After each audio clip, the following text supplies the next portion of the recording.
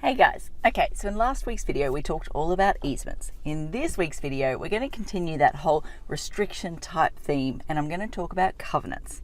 Now covenants and easements, same, but kind of different.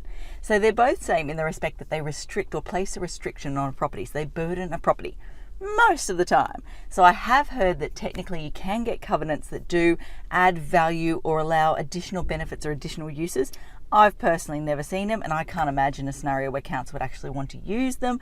So for the purpose of this video, we're just going to say that covenants always restrict a property. So that's how they're same. They're also same in the respect that they don't affect the entire property, they affect a mapped area.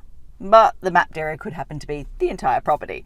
So basically, if you need to look at the property, the easement document or the covenant document, what you'll see is that it matches a specific area on the allotment, and that is the area that's constrained or restricted.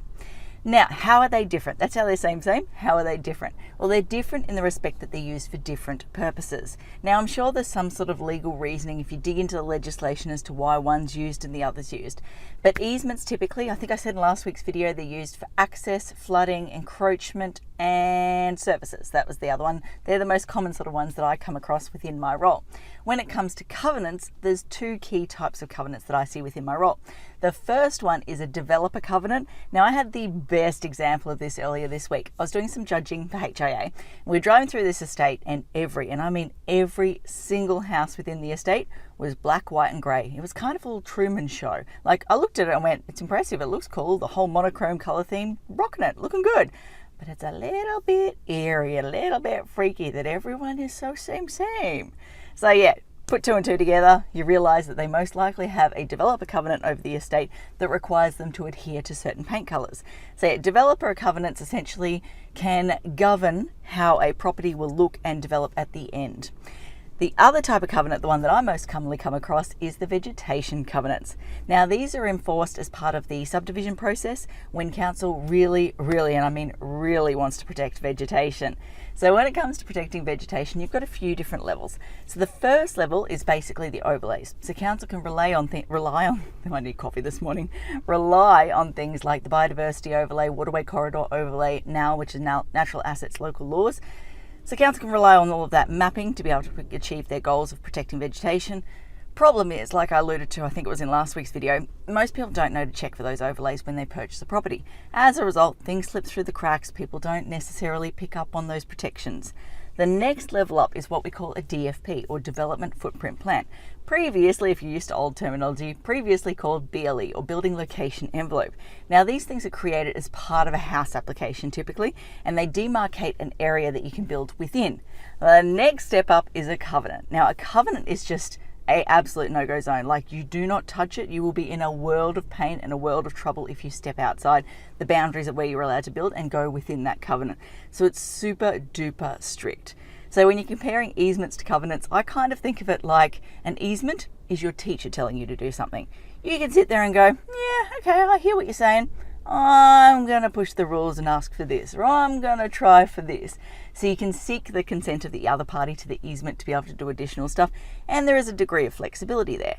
However, when it comes to covenants, that's like talking to the principal. The principal means serious business. Like, to change a covenant, you're looking at least 15 grand. By the time you go back and modify the previous town planning application, so you pay council fees, private town planner fees, surveyor fees, legal solicitor type fees, titles office fees. Like, there is so much involved there, and the chance of success, like, I've personally never modified a covenant because it was always drilled into me when I was at council, when I was working as an assessment manager. You just do not change them. They are locked in, set in stone. You just cannot move them once they're actually set up. Yes, technically you can, but that's the mindset that's sort of drilled into us as town planners. You just do not touch them after they're set up.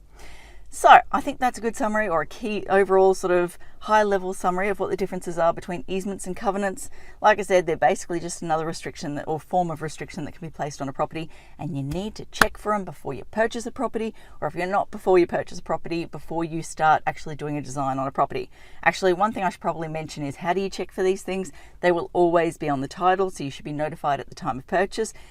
Yeah, I say should be because I had an inquiry earlier this week where the client was like, we've gone all the way through the purchase process, we're literally about to settle, and all of a sudden we've discovered this covenant here, it wasn't disclosed to us, etc., etc. I was like, ooh, awkward.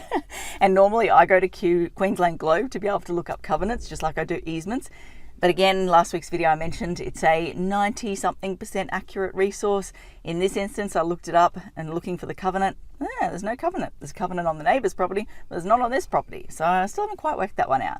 But yeah, you start with the title. You can always check out Queensland Globe as just an additional sanity check type resource. But it will be, I was going to say it should be, but it will be on the title. So that's where you need to go.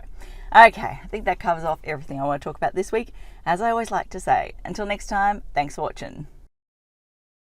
For all you red tape lovers out there, I have one thing to say.